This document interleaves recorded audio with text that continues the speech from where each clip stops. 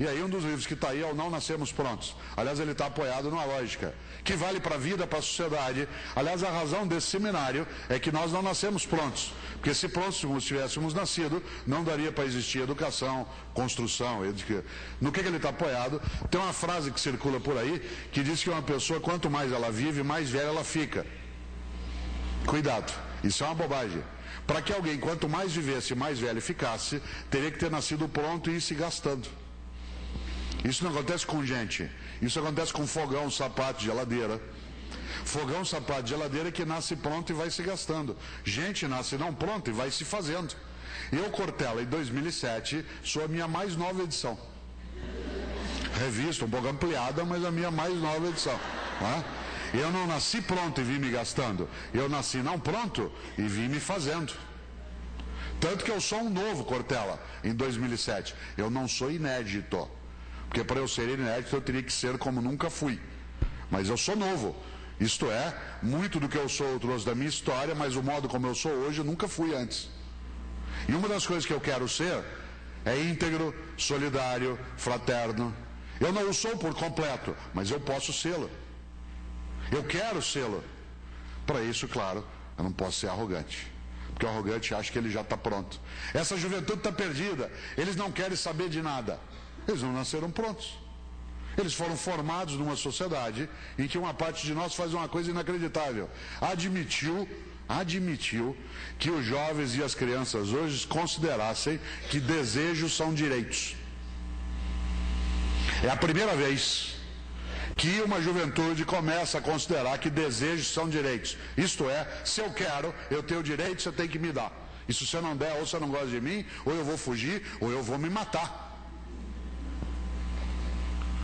Você não vai me dar, você não me quer. Aí eu dou, porque eu não quero conflito. E de repente nós começamos a ir pelo lado prático.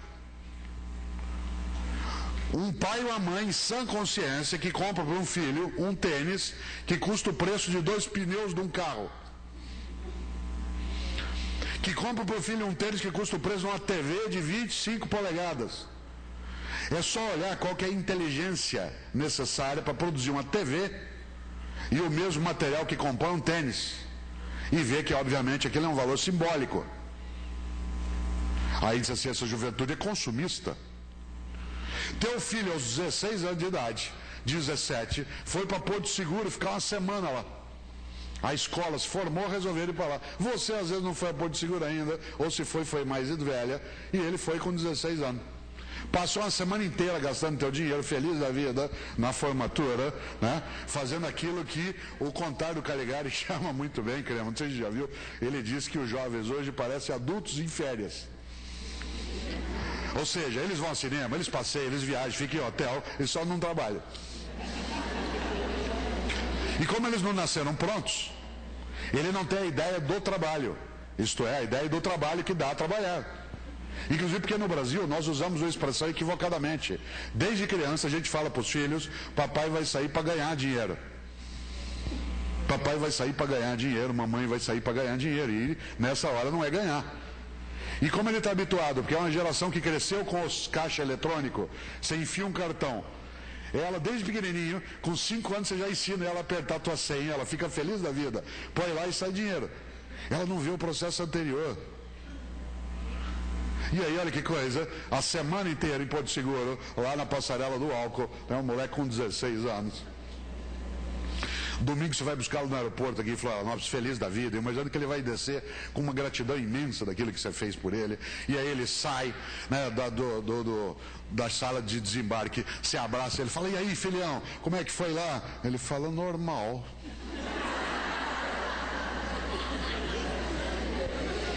Você fala assim, então, estava legal, estava bom?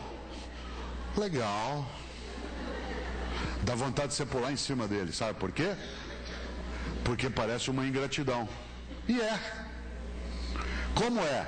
É uma ingratidão de maldade? Não. É uma geração que foi sendo formada para achar que tudo é normal. Que um tênis que custa o preço de 2 pneus de um carro é normal. Que você gastar dinheiro que você não precisaria só para ter uma marca é normal. Como diz o grande Frei Beto, quando eu era criança, o que valorizava o tênis que eu usava era eu usar o tênis. Eu dava valor ao calçado. Se eu usasse, ele ficava importante. Agora é o contrário.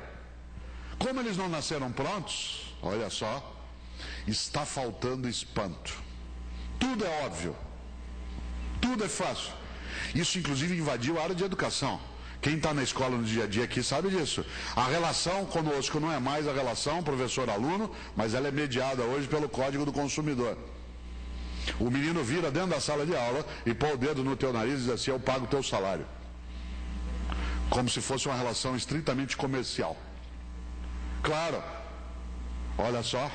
Diz assim, o que isso tem a ver com a edificação de personalidade? Muito. Especialmente porque a gente está numa ética do óbvio. Eu costumo dizer que nós estamos distraídos em relação a isso. Por isso que um seminário como esse é importante demais.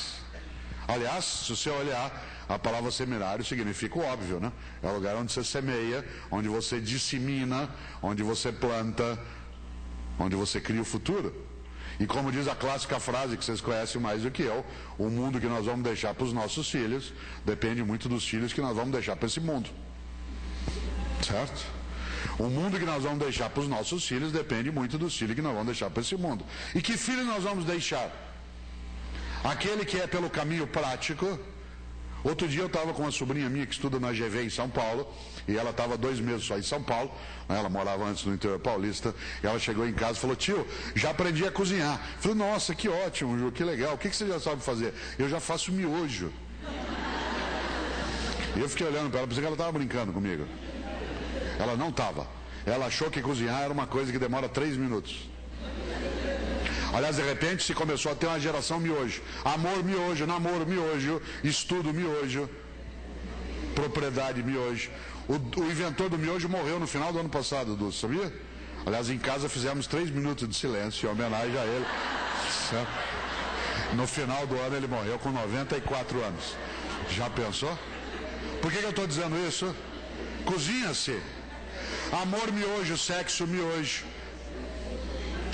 Olha só, eu não sou moralista, pelo menos não quero sê-lo, mas não é possível que a relação de sexualidade, que é uma das belezas da vida, que ela seja banalizada dentro da miogização do mundo. Tudo é veloz. Atenção, quero dizer uma coisa que só quem é do interior entende direito. Quem não é também entende, mas quem é do interior entende mais ainda. Nós estamos vivendo, e isso é um perigo ético, uma estupenda e acelerada despamonhalização da vida. Despamonhalização da vida. Nós paramos de fazer pamonha. E isso é um perigo, sabe por quê?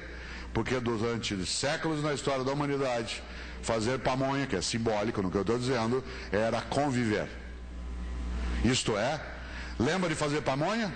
Sábado nós levantávamos, iam tudo para um lugar, tio, filho, vó, né? Os homens iam buscar milho, traziam, tirava a palha principal, trazia o milho, descascava por cima, as crianças ficavam tirando os cabelinhos do meio do milho, as mulheres faziam o trabalho mais difícil, que era ralar aquilo, cozinhar a palha, fazer o saquinho, e quando era 4 da tarde, nós íamos comer.